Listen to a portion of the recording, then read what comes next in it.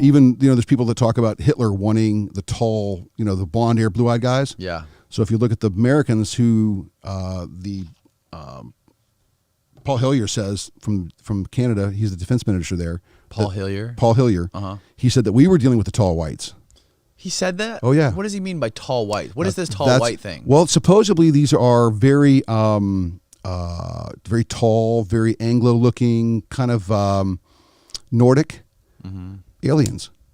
And they've been dealing with them for the last 10 years. I've actually heard of these before. And the current sitting defense minister of Canada. He's no longer involved in politics. He's out of politics now. That's why he'll come here and talk about it. It was part of the Project Disclosure that came out, and he's the one who said UFOs are as real as the planes flying over your house. No doubt about it. And America's been dealing with the tall whites for the last 10 years.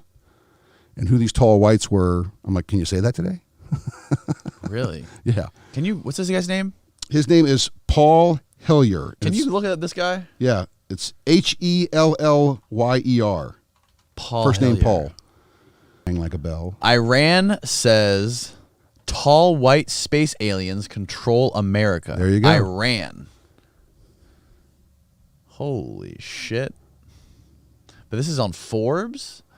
Documents leaked by the NSA whistleblower Edward Snowden conclusively prove the United States has been ruled by a race of tall white space aliens who also assisted the rise of Nazi Germany in the 1930s. These revelations about our alien overlords might not cost you any sleep, but the part that should concern you a tad is that the UFO story was just published by the Fars news agency, the English language news service of Iran, a nation that may be very close to acquiring nuclear weapons. This seems like, this being a crazy conspiracy theory, naturally, the Russians are behind it. The alleged alien invasion was revealed in an alleged report by the Russia's FSB spy agency, which was found incontrovertible proof that the alien extraterrestrial intelligence agenda is driving U.S. domestic and international policy and has been doing so since at least 1945, says the Iranian news service. Oh.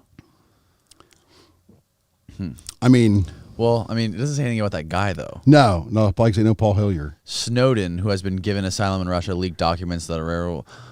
Well, Snowden... What? Didn't Snowden say that he actually said that he had like the most insane security clearance in the NSA, and he said he never saw anything about extraterrestrials. But now this is saying that he released documents that talk about extraterrestrials. Well, I think this goes on too with Snowden right now because he's in Russia. So he's trying to make sure he stays in Russia. So as soon as he runs out of information to give them, I got a feeling he'll be back in the U.S. As soon as the Russians don't have any more use for him. So he'll continue to let... Now, again, is this real?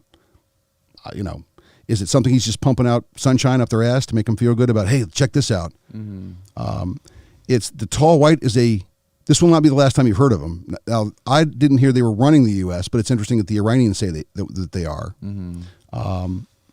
The Iranians have had many, many, many UFO related incidents. Again, there's some that are saying that the Middle East really has all the information that we need to figure out where we really came from, but they don't want us to find that, so we keep the wars going on there. Think maybe they just have better drugs than we do? Man, I don't know. Or maybe they've been out of the desert for too long? Well, of course, they sell more heroin. Exactly. Than any place in the world. They got all the poppy there. Yeah, absolutely.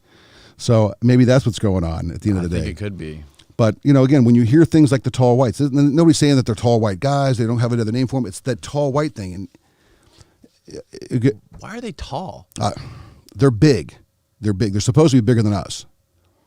So, then they aren't flying those ships because those ships fit small little. Well, if you go back and look at Bob Lazar story, yeah, they said the cockpit of that ship was like tiny. But he also said there was no bathroom, there was no kitchen. Right. So they were humanoids. That was the big question. Right. He goes, are these today? He goes, if we could put a robot in something and fly it to Mars, he goes, we would do that. Right. We wouldn't want to risk lives. Yeah. Right. So because I think it takes like even 9 months to get there. I think too, the challenges are keeping your bones hard.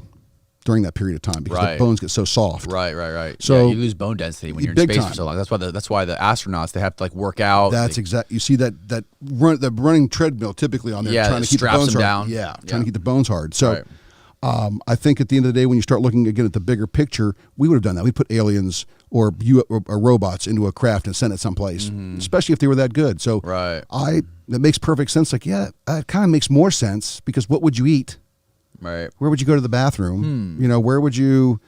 So yeah, I ideally come up with something along those Long way to lines. travel. Yeah. So, and especially if you wanted it just to make sure that you're listening, we're just trying to keep tabs on the planet.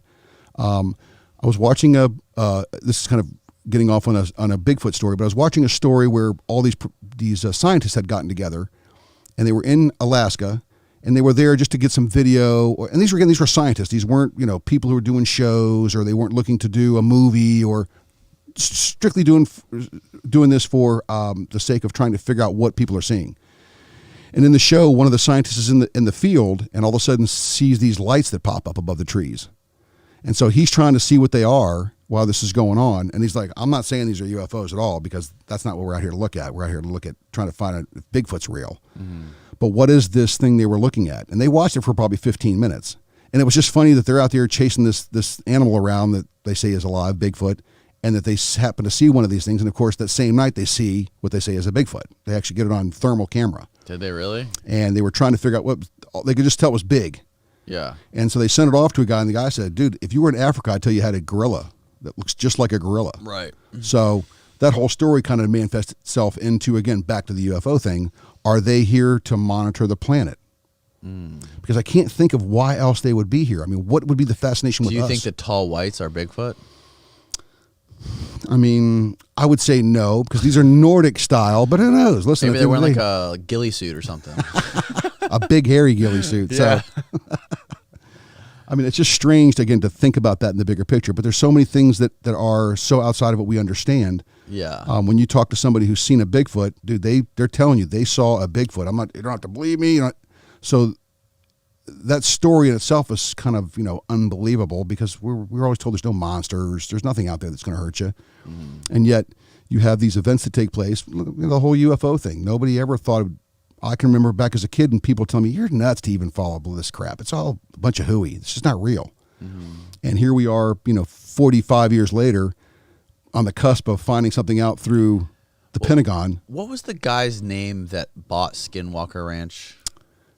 He actually, What's up, world? You just watched a clip from one of our exclusive Patreon episodes. That's right, you can get weekly, pure, uncut content straight from the jungles of Colombia. If you want to watch the full episode, make sure you go to patreon.com/concretevideos. Peace.